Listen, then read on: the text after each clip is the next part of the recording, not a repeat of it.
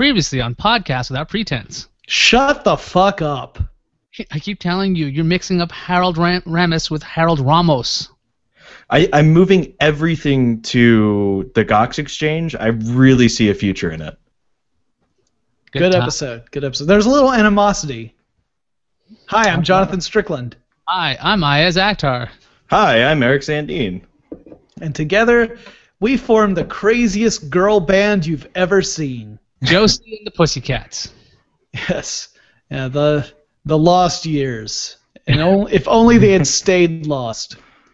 Now, I see that Eric is being a good steward of Podcast Without Pretense because he has joined me inside the amazing weekly document we put up that has all of the stories we're going to cover.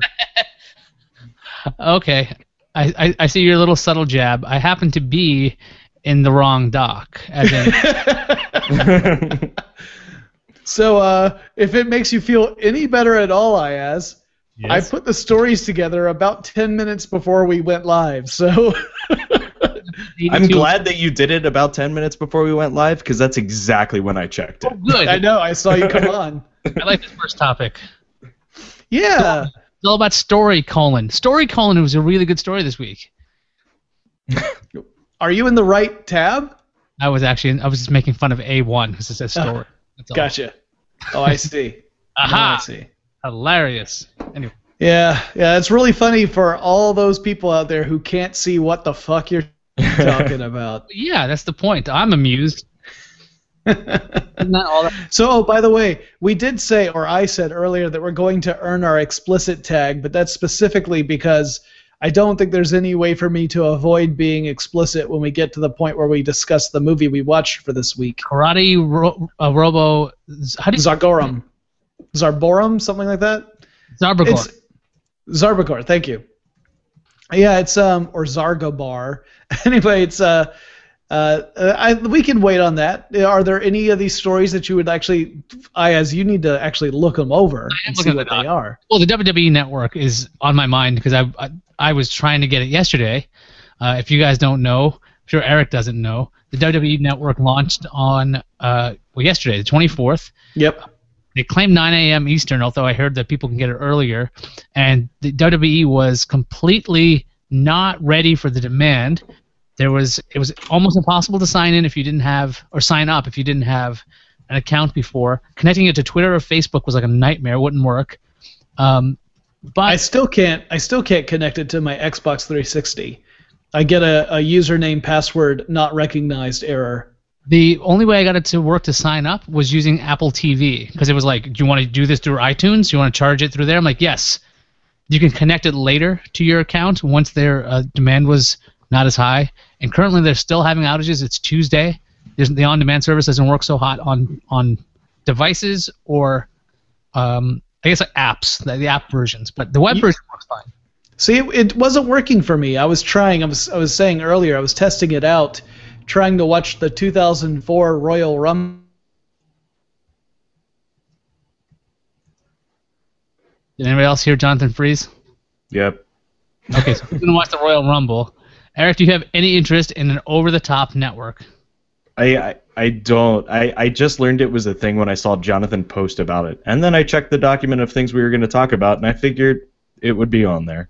Well, if $10 a month? That's pretty cheap. And you get the pay-per-views live, which normally costs $50. But the real hook about it is that there's like a live schedule. So if you just turn on the network on like your Apple TV or on the web, there'll already be something on. But then it's got this guide. If you miss something, you can scroll up and then click watch, as if you could go back in the guide and do that. Or you can go forward in the guide and watch something that hasn't aired yet. It's kind of an interesting way to do it. I wish there was another network doing this. But right. WWE is working with Major League Baseball because they know streaming, right? But apparently they can't handle the load. But it caused a lot of problems with the cable companies. Dish dropped the last pay-per-view because WWE was like, well, you just undervalued this. You're charging us this much money, or we're supposed to be $50, and you're only charging $10. So It's causing. Wait, the pay-per-views are $150? No. The pay-per-views are about $50. Okay, that's what I thought. Yeah, okay, that makes sense. And Jonathan may come back. He might come back. I keep hearing little chirps. Yeah. Jonathan lost internet. He lost internet. Perfect. He put together the lineup, and we don't have anything. Is he on Verizon too? Can't be. I thought he was No. carrier. Yeah, he's in Atlanta. He's got What any of these stories get your interest? I'm sure we'll come back to the network because Strickland is a wrestling fan. Wrestling. There he is. So no opinion, Eric, from you yet. Jesus, have I mentioned how great Google Hangouts is on a Mac? I'm on a MacBook Pro and I'm having no problems. I can't tell. Did we lose Jonathan again? I can't tell if he was stunned into anger. It does appear that we've lost him again. So maybe I should ask you, Eric, if there was any other stories in the lineup that Jonathan put together that you were like, hey, I want to talk about this, or I'm interested in this. Well, okay, so I'll have to make fun of Jonathan when he's not here, but he didn't put links to anything. Did you notice that? He did it 10 minutes before the show started. Yeah. Spelling bee in Missouri halted after they run out of words. 66 rounds? How do they run out of words? That's impossible. Yeah, running out of words doesn't seem like a thing. They just go to Urban Dictionary then, right? Can I have the root? It's Spanglish. There's the root. What else did he put in here? Blah, blah. Oldest Bud song. Oh, I did hear that article. The 500-year-old painting with the stanzas on a nude figure's backsides. Yeah. Explain more about this. So, I don't know. Because I didn't actually read the article, I heard it on Wait, Don't Tell Me, I think. But pretty much they had this painting that had musical notes written into it that apparently, I don't know, some grad student decoded and then played the song. And it's a song like written on this work of art's butt, pretty much. Jonathan's got a joke written in here. We'll wait for him. Hey, Jonathan. Reduced to using my phone. Awesome. This is going to be a great Jonathan kind of shot. It's like... Yeah, here, I'll just do it like that.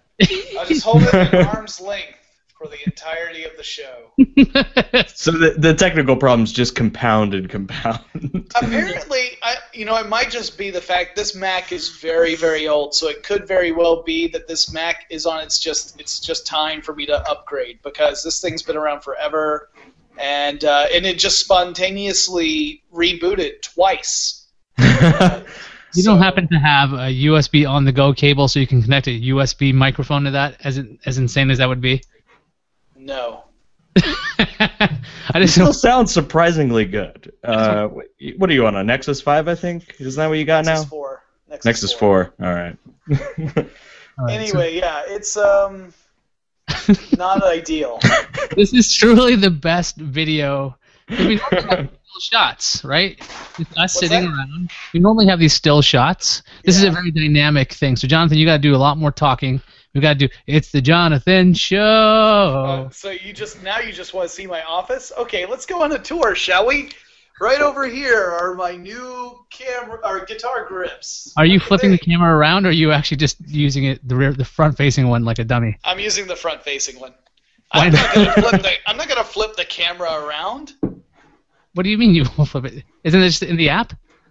That's ridiculous. No, I'm going to sit down on my couch now because why the hell not?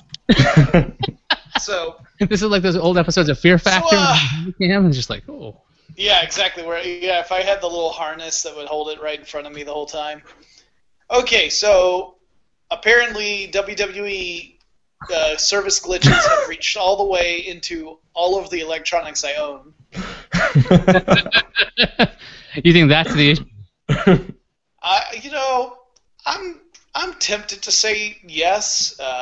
Really, what this tells me is I've got to rethink my setup down here. I mean, I don't really want to have to buy a new Mac. Those are expensive. But at the same time, if I'm going to actually use this office to do things like do podcasts and stuff from here and do guest appearances, this can't happen. I don't know. Don't you think you have enough clout at this point where you can just do it from your phone and that's just your thing? No, I don't think so. I worked really hard to get a good sound and everything, and and so then for it to just crash. Of course, to be fair, it didn't crash with. Well, no, it did crash with Skype So once. Never mind.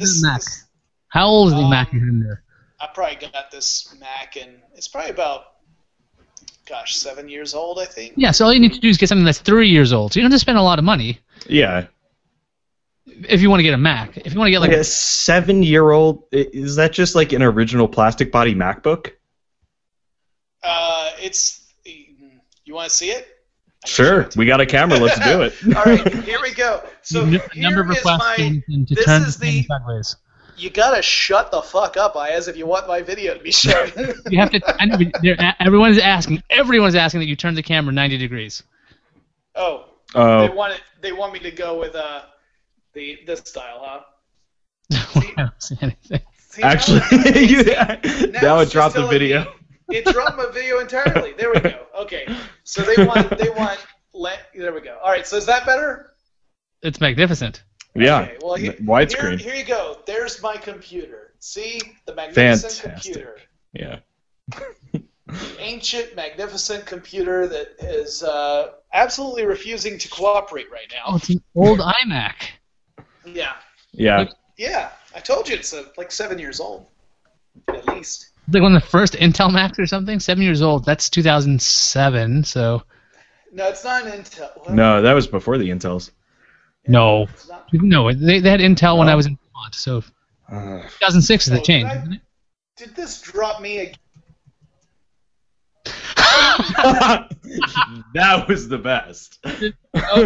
This episode is going off without a hitch, and Jonathan didn't know this, but we were originally going to make this our last Tuesday episode, but because of scheduling conflicts, apparently we can't do that for a couple of weeks. So I'm just going to tell you guys this. So we're still going to be on Tuesdays. That's good to know. Here we go. Sorry, guys, that's my fault. For those of you who don't know that voice, that's Andrew Zarian, who is live streaming this. So if you just listen to the audio version, or you're watching the live stream, or actually if you're watching the video version later on, you're like, what's that GFQ? He's the GFQ. Yeah. Apparently somebody's getting the video because the chat room says that they saw Jonathan's computer, so... I'm amazed that there's anyone in the chat room. I'm horrified that we're streaming it live when I'm having so many issues. This is epic. Now, what did you want to talk about, Jonathan, before you lose connection again? I don't know. I can't fucking see my computer now, can I? Okay, that was the network. You tried the network out, right? I did. Well, what I was saying when my computer crashed, maybe it was the WWE. They didn't want it to get out. What I was saying was that even on the web, I couldn't get any of the on-demand stuff to work. It was just, it was never loading anything up. It was constantly buffering, and nothing ever actually happened. But the episode I was trying, or the pay-per-view I was trying it with, was the 2004 Royal Rumble, which, for those who don't remember it, is the one that Chris Benoit won. I was just curious to see how WWE was handling that, because I know they're trying to archive all the footage, but for very legitimate reasons, the company has pretty much expunged Chris Benoit from all historical archives. So I was curious to see how that worked. Yeah, it's supposed to be a little a warning beforehand saying this is something like these are characters, and they try to separate it from the humans involved that went out and go killing families. Some people in the chat room, Taxicab, complaining that the microphone you're using, Jonathan, is the room mic. Sounds like a room mic. I'm using the microphone on my goddamn phone. If you want me to have better audio quality, buy me a new goddamn phone. Welcome to our brand new Patreon. where we ask for $14 a piece. Here's what I could do. What I could do is hang up and let you guys talk while I go upstairs, get my laptop, bring it back downstairs, plug it in. Do we intend on spending that much time doing this? I don't know. We got until about 8:30 on my clock.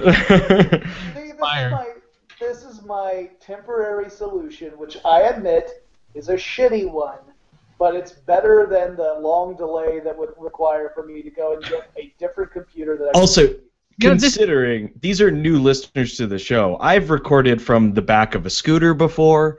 Yeah. In the line waiting for beer.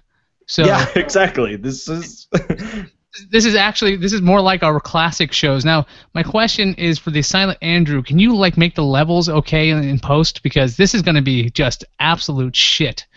I am trying. I'm doing everything I can. I'm pushing every button possible. Here's one other thing I can do. What? I can run up and grab my Beats Audio headphones that have an integrated microphone. Take us with you. Yeah. Okay, so I'm going on a little journey. I'm not able to hear you now, so. This is great. So I don't know if Jonathan's put us on speaker. I don't. All right. Yeah, why doesn't he put us on speaker? Anyway. Or on speaker. There we go. Oh, okay. There we go. This is hilarious. Now, so I assume Andrew can actually show us Jonathan not the whole time. Privacy! Haha! I have to get my headphones because the computer crapped out on me. That sounds better. Oh, what? That I covered up the camera and now it suddenly sounds better? Actually, yeah, it does. So much better. Just leave my thumb on there. That's how that's the physics. That's the way it works. I checked on howstuffdoesn'twork.com. Epic. Okay. He's got. You guys gotta talk first. I can't hear you. All right, I'll say some stuff. I've been thinking about going to this place called Tradition. It's this awesome bar in San Francisco. I'm not gonna do it till next week. If you're gonna show up to San Francisco next week, people, meet me at Tradition. Actually, I am. Well, I might not be in San Francisco, but I'll be in Mountain View. Yeah. Mountain View. You're gonna have a view of mountains. Apparently. Okay. Can you hear me better now? Yes. Yeah. Okay, so now I'm using the integrated microphone with these headphones. So how much battery life do you have on your phone there, buddy? Actually, it's fully charged, but I don't know that it's going to last as long as this episode does. We'll see. All right, let's. I turn into a pumpkin at 8:30 or 30 minutes from now. Let's talk about this fucking movie, huh? Okay, so what is it? Karate-Robo Arigato Bisbo? Hey, you racist. It's called Hey, You Racist? I did not watch the right movie. That's got to be a movie waiting to happen. It is. Why won't it hover? Karate-Robo Zaborgar. Okay, so first of all, what we should say, and what makes this movie a little more comprehensible. Whoa. What's the idea of our little game? Oh, I'm sorry. Do we have to go through it again? I mean, do we have a soundboard yet? We can play it back. Yeah, we've got some new listeners. Here we go. The game is. They gave up. Did they, or are they still in there? Just like No. I gotta see how this train wreck happens. I'm assuming that there are people who are listening to the audio podcast version of this. Our 400 listeners who subscribe, and they're not listening to this part because they just gave up in the middle. Yeah, but they're new people who haven't given up yet. This is their excuse. Okay, here's the deal. We often will watch movies with a second screen. So the goal of this game is to try and watch some of the worst things we can find on Netflix with no second screen to see how long we can endure that before we either give up on the movie entirely or at least give up to the point where we open up a second screen and then watch the rest of the film. So this week we watched a Japanese weird comedy sci-fi kung fu, well, I guess karate. Wouldn't be kung fu, karate movie. And the premise is that you've got a secret police officer who announces himself as secret police at every opportunity. And then his own name too, no less. Yeah. So Don't know what's so secret about it, really, other than the fact that he's not wearing any sort of uniform. And his crime-fighting robotic motorcycle sidekick / partner / twin brother reincarnated as a robot. And then the story... Is it reincarnation? Is it reincarnation if you are a robot? Well, I don't know. Apparently, if you get that material, that Daimono or whatever they called it, which was essentially named after the character Daimon, was Daimonium. Thank you. Apparently, if you got that and you incorporated it into organic matter, it would turn the organic matter into a robot. I'm not sure how that works, but anyway, the plot is that there's a criminal organization called Sigma, and they are bad and trying to destroy the world, and this guy and his robot pal are trying to stop them. And then they fail to stop them at first. The robot gets destroyed. The guy gets fired. 25 years pass. That's into Chapter 1. Chapter 2 is 25 years later, and it's the guy's washed up. He's no longer a cop. He's been a driver for a corrupt politician for 25 years. And then he is reunited with a daughter that he didn't even know he had.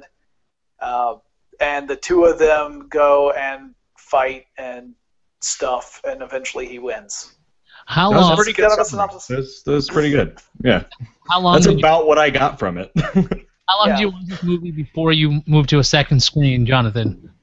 Okay, I paused it at 14 minutes because my dog needed to go outside. So I'll say that the 14 minutes is my official time, but I went back and kept watching from that point forward without a second screen until I got to the end of Chapter 1 and into the beginning of Chapter 2. So about an hour and 4 minutes before I was like, okay, I've got to have something else open. I can't watch the rest of this all on its own.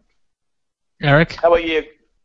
I made it about 30 minutes in, I think. I think my actual time was like 32, which was when I paused it and then realized there was another hour and a half left of the movie. I was just like, oh yeah, I'm done paying attention at this point. I got through 23 minutes and 1 second because I was watching it on a phone, of course, and then I got a message. And then I had buffering issues. So I didn't even finish this damn movie. Yeah, let's just say that, first of all, I want to point out to you guys, if we had picked Miami Connection instead of this, that movie is an hour and 26 minutes long. Yeah, this thing is an hour and 14 minutes. No, sorry, it's almost 2 hours long, this karate. Yes, yeah. And, I started watching it on a phone, and I was like, this looks pretty good. It looks like high quality. At what point did you think that it looked pretty good?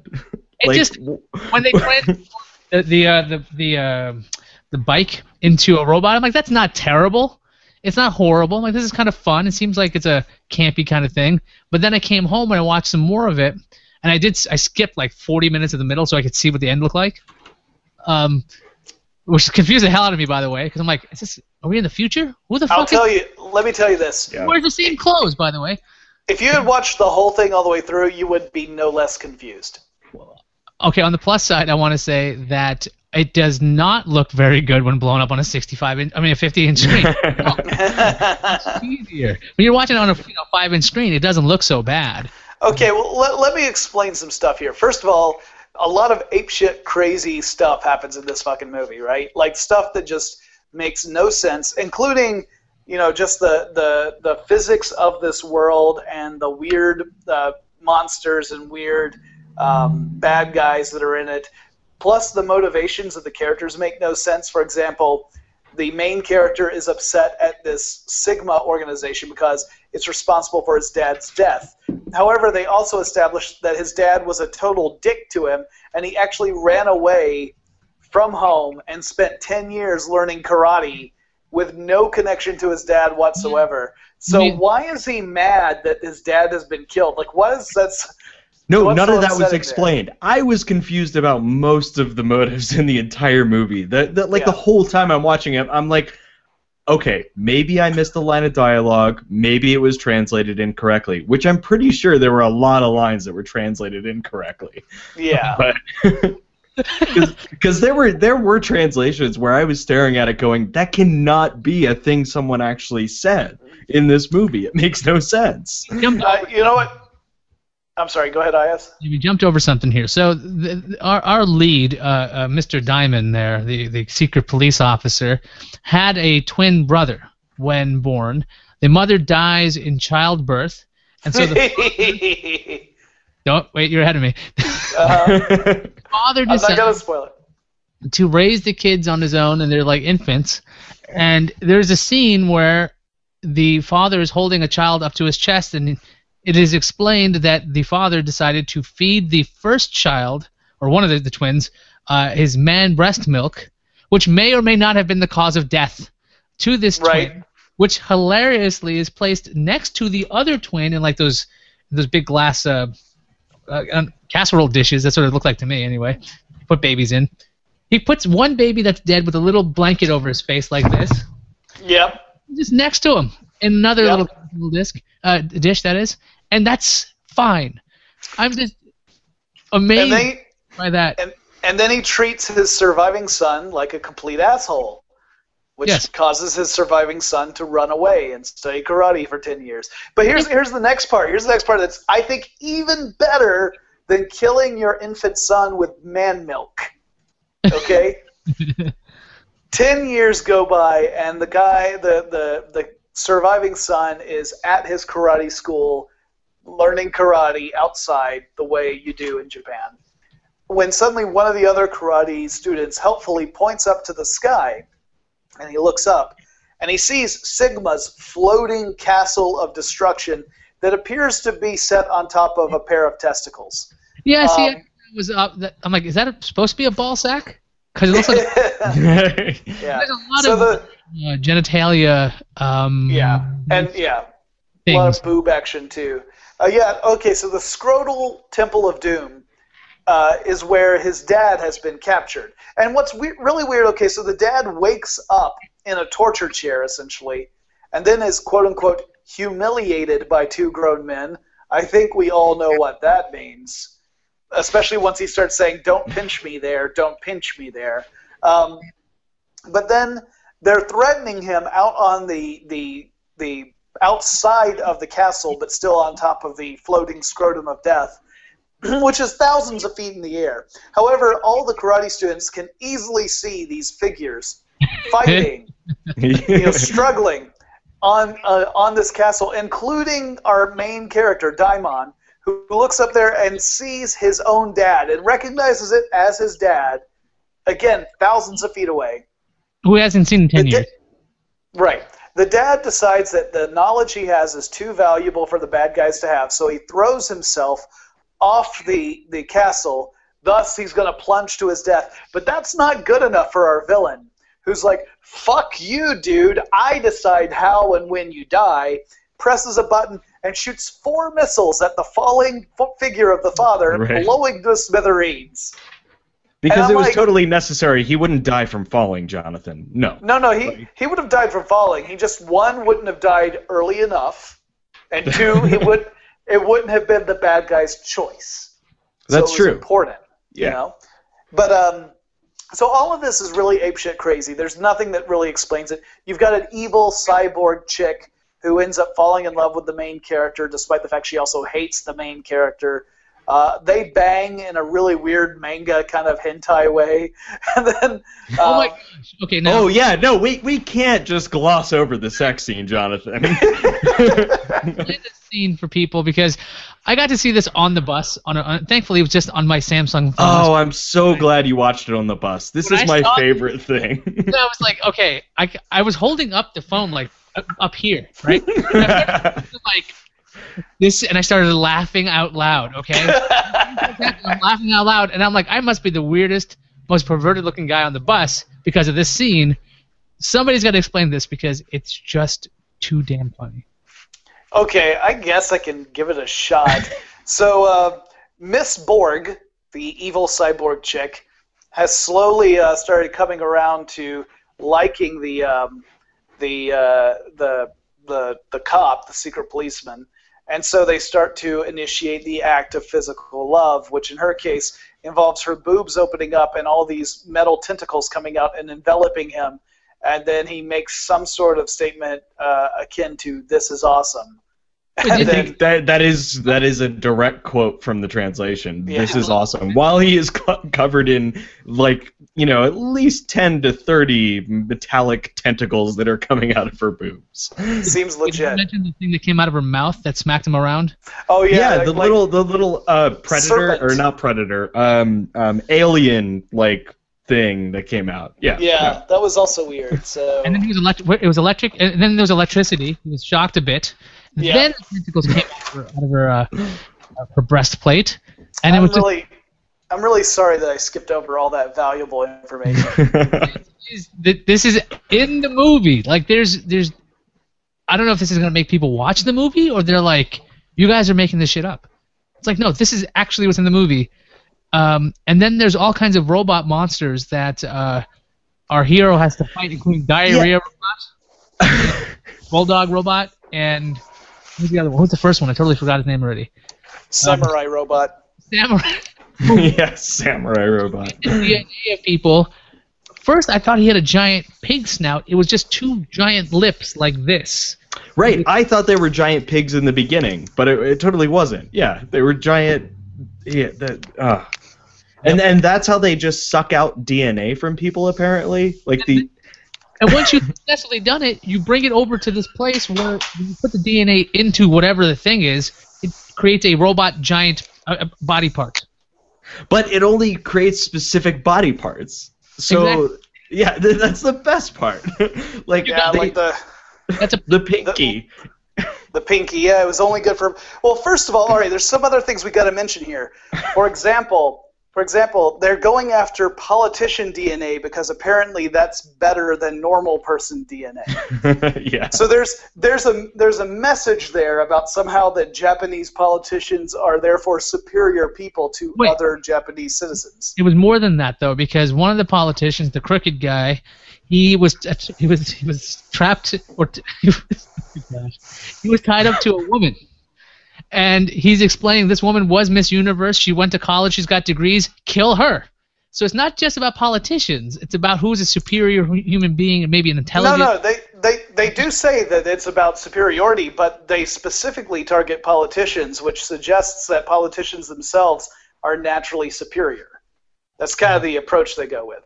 But also beyond that, they discover like they get that one minister's DNA at the beginning, and that ends up creating the pinky on this giant robot they're trying to build.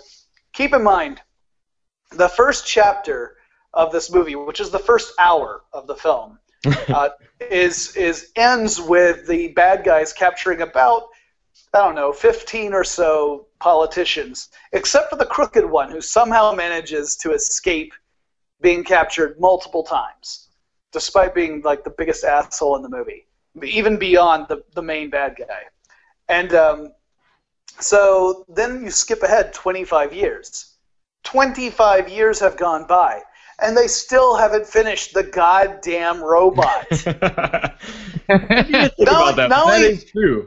Not only have 25 years gone by, they haven't finished the robot. They established that the crooked politician has become the prime minister and has been helping the bad guys by giving them the location of his political enemies so they could abduct them. So the bad guys have been active. They're just really bad at building this robot. I want it noted that our hero, Diamond, he has not changed his clothes in 25 years. No. Because that is and he still wears that goddamn helmet wherever he goes. So he's got this motorcycle helmet, and he's got his motorcycle, and the motorcycle can hear him. For some reason, though, his helmet does not contain a built-in microphone. He has a gooseneck that you would see like at McDonald's, a gooseneck microphone that's attached to like not a hinge, but some kind of hinge on the earpiece. So he pulls it down and goes, robot transform. But why doesn't he always have that fucking thing there? I can explain this actually. Oh, then and please. Fantastic. I can actually.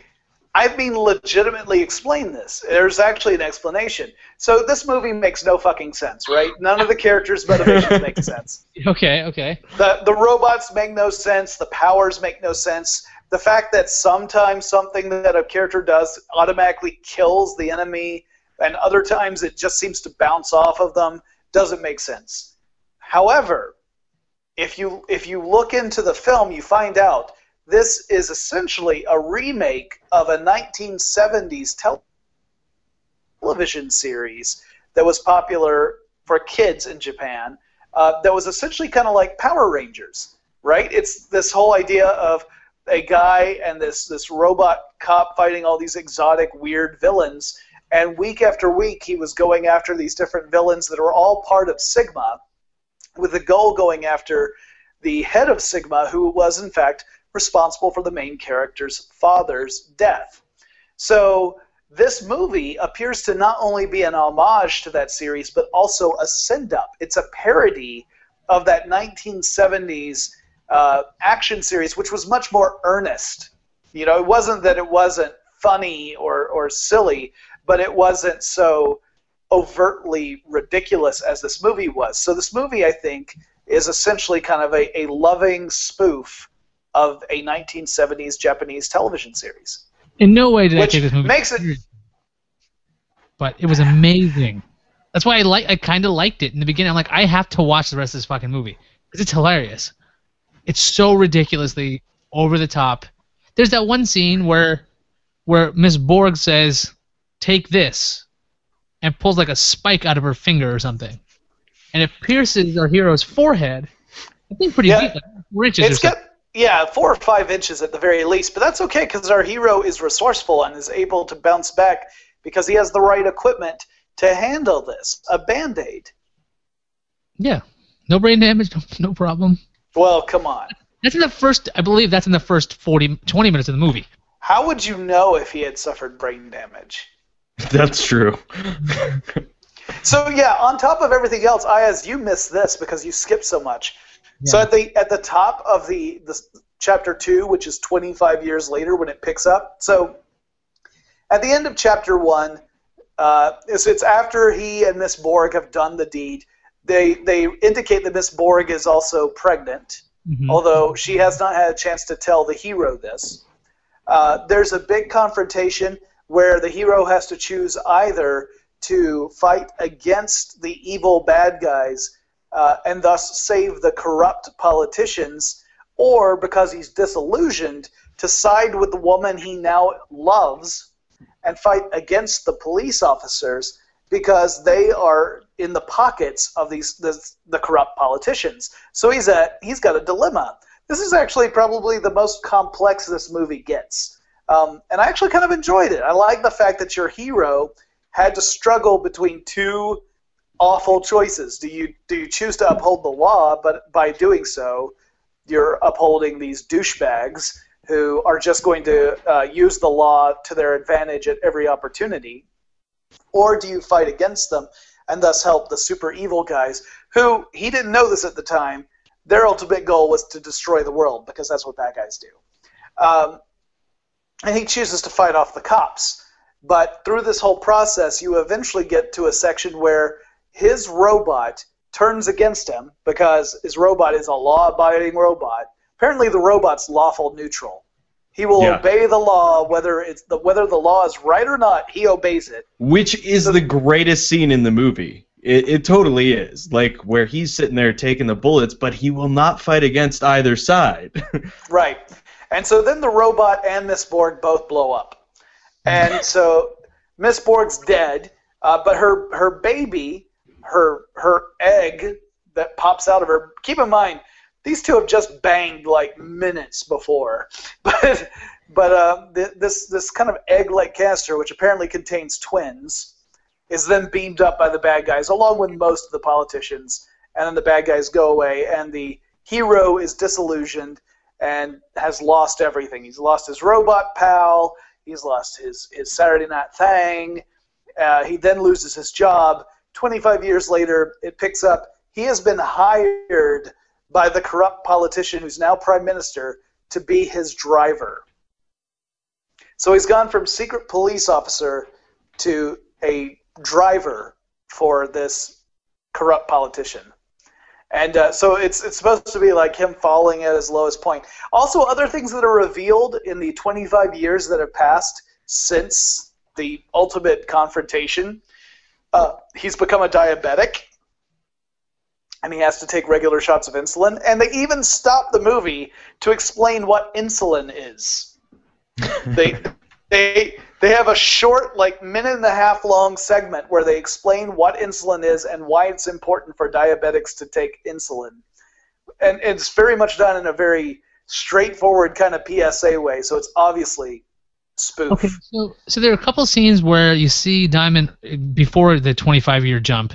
When he gets sad or upset, he starts chowing down on something. Is he eating like sweets? Because I'm like, at first I thought he was just eating like a roll or something, but he does it more than once. And since I'm assuming you guys didn't watch it on a 4-inch or 5-inch television, you might have a better idea what the hell he was eating that made him a diabetic.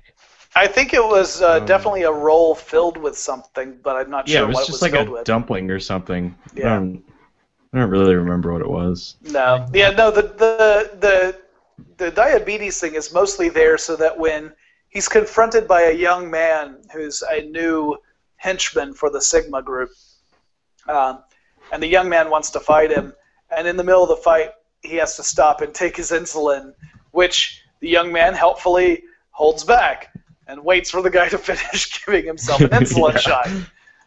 The young man eventually turns out to be his son because, of course, the Miss Borg had twins. One was a daughter who was cyborg, and one was a boy who was human. Because apparently cyborg is its own species. Seems perfectly, yeah. It just makes sense. I don't. Absolutely cromulent. Yeah, that's a very cromulent word. Yeah. So yeah, this was a weird ass movie. But again, once you understand that it's kind of a send up of a Japanese television series, things are like, okay, now I understand some of the choices they made, even though it got more entertaining the more ridiculous it got. How does it end? Like, it starts off pretty fucking ridiculous, Eric. Yeah, it does. Okay, it's true. So here's how it ends, Ayaz, and I am not shitting you. The last shot of the movie is a 90-year-old version of Daiman sitting in a robo-karate wheelchair version of Zaborgar. And that flies off at the very end of the movie. Because the last thing I saw was the bad guy whose name totally escapes me shooting the hell out of the hero with his knife shooting knee. Yeah. He gets out of his chair and basically starts dancing an awesome little jig, shooting at our hero the whole time. And then I had to run up here to do the podcast. Well, that's his son runs on and tackles the bad guy, giving our hero enough time to get away. And then the robot ends up taking everybody out and pretty much saves the day. They have to then, after they've killed the bad guy, they have to kill the daughter, the cyborg daughter, who's at this point 500 feet tall. So they have to kill. Yeah, she asks them to kill her, so they do. But then she meets her mom in robot heaven, who sends her back down to Earth to be a human. And so she lands on Earth right next to where everybody is. Also, another thing about this movie, everyone is conveniently located so that they can immediately be found by whatever party is looking for them. Like, you go straight to it. There's no searching for your enemy. You just show up. So apparently even the secret police have very like public addresses or whatever. At any rate, the daughter is now human, and so the twins, the son and daughter, decide that they're going to go off and explore Earth and have a human experience because they've never really had that before. And then the father has decided he will continue to fight crime and serve righteousness. That's very important to him, is righteousness. And the movie ends with him thinking about the future, and that shows him as a 90-year-old man sitting in a wheelchair version of the karate robot. And then but it's a wheelchair version that's on thrusters, and it flies off into the distance. The end.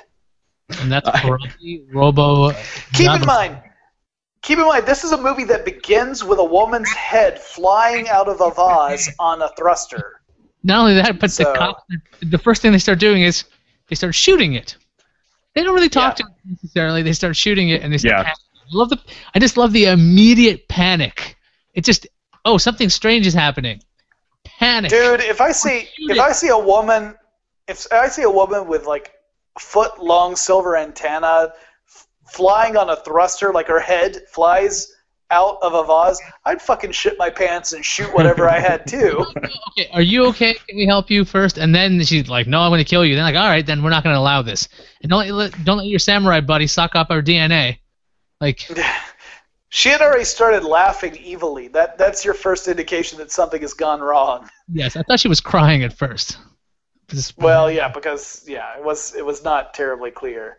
Also, we totally, you know what we totally didn't talk about were the 3 female football robots. Football players randomly with dinosaur boob things extensions and exploding football. Yeah. Oh, and the exploding footballs, which apparently is really hard to throw at a motorcycle that's only about 20 feet away from you. Yeah. Yeah. So yeah, we totally forgot about those. Yeah, it's a it was a weird movie. I started watching Miami Connection. I maintain that should have been our movie, so maybe my next time around I'll pick that one. I've already written down how far I got before I paused it. But I will say, Miami Connection, the problem with this movie was that it's supposed to be funny, and probably it's partly a cultural thing. I didn't find it funny in the way it intended to be funny.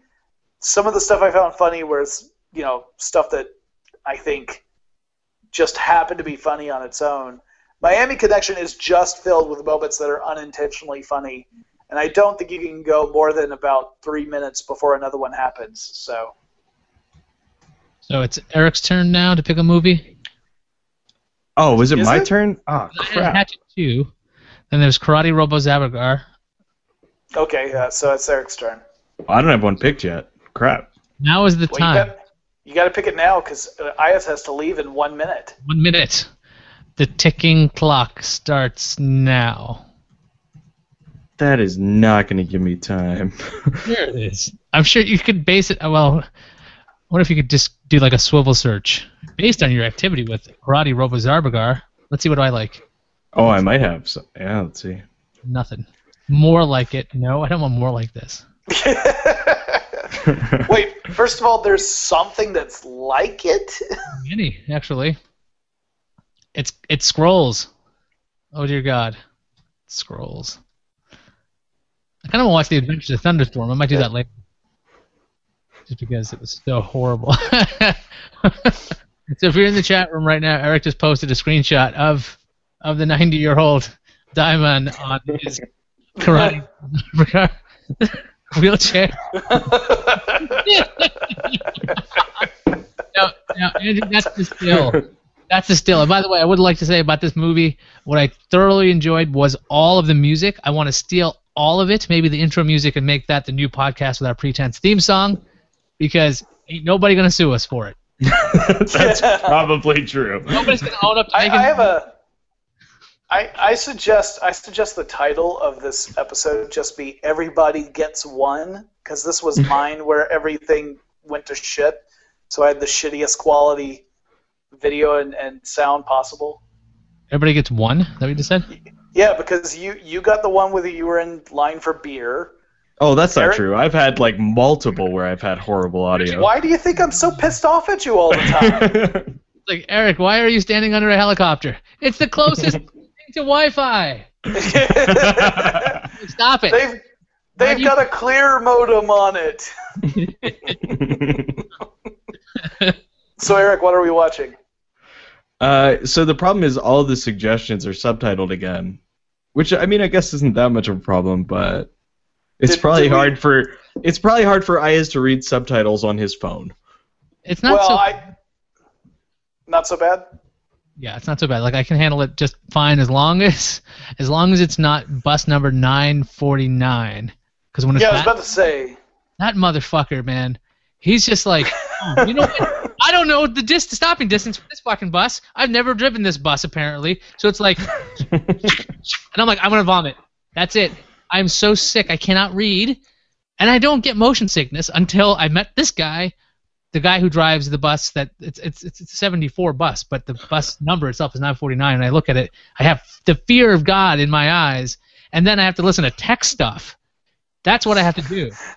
So does that induce vomiting, or does it help prevent vomiting? It's like Dramamine. Okay, that's fair. So I'll take it. I have one suggestion, and if not, we'll just shoot it over email later on. But have you guys seen the Doom Generation? I have I not. assume you probably have. No? No. Not even heard of it. Ayaz? Oh. Generation? Yeah. I'm going to do a search really slowly because my internet is the sucksore today. The Doom Generation. No, I've seen this picture before. But lucky, hey, it's only an hour and 11 minutes. Come on. Bingo. Done. Scores? I can make Do you have that scores? commitment. I can't see my fucking internet from here. Oh, that's true. I don't know. On par with me on these things. The best guess for me is 1.7 stars, average 2.9. You guys are going to be mad at me. My best guess for this movie is 3.8. Oh, you're going to fucking... 3.8? See, it doesn't shock me at all. Eric has consistently scored way higher on these than we have. Oh, let me tell you. So this movie, I have not seen it. However, I know it's one of the worst, weird, offensive, strange movies. So fantastic. I'm pretty sure Perry Farrell's in it, actually. Okay, here we go. Here is the recent review that might describe this movie the best. Wait, give me the official synopsis first, because I haven't even heard that yet. Sure. Carnage ensues when trash-mouthed meth freak Amy Blue, Rose McGowan, and her dim-bulb boyfriend Jordan White, played by James Duvall, save depraved drifter Xavier Red, Jonathan Gates, how do I say his name? From some skinheads. A clash with a convenience store clerk leads to a killing, and the trio finds themselves on the run. Their hellish road trip spawns remorseless brutality. As the journey proceeds, it grows ever more nihilistic, resulting in a shattering conclusion. So, okay, and now read the review, because I don't know what the fuck that means. They're going to... So they save a guy... They save some drifters from some skinheads, and then some shit happens. Okay, good. Now, the review I wanted to read was... Horrible movie, pure garbage. I don't understand who or why this movie was made bad from beginning to the end. There was no punctuation there. I read it just the way it was. Oh, it says, I have seen this movie before, and I just rewatched it, and I don't really dig the fact that Netflix cut out certain parts. Oh, no. So it's an edited version. That's probably not Netflix that did it, you know? Yeah. There's some pretty awful things on Netflix, so... I mean, like Rock and Roll Frankenstein. The movie isn't the worst thing I've seen, but it's very far from the best. And the plot never offers any explanation to anything that happens in the movie or to any of the characters. That might be the most generic review of the movies we watch. I don't know. Judging by what your guess was, Ayaz, I'm going to say this is probably going to be really horrible and maybe up there with Rock and Roll Frankenstein. We'll see. Let's find out. Let's look into the future next week on Podcast Without Pretense. Shut the fuck up. I was saying the way you should say that is shut the front door. Get it? Oh, yeah. We got to drop the explicit tag. Nobody's listening. I think we're offending people.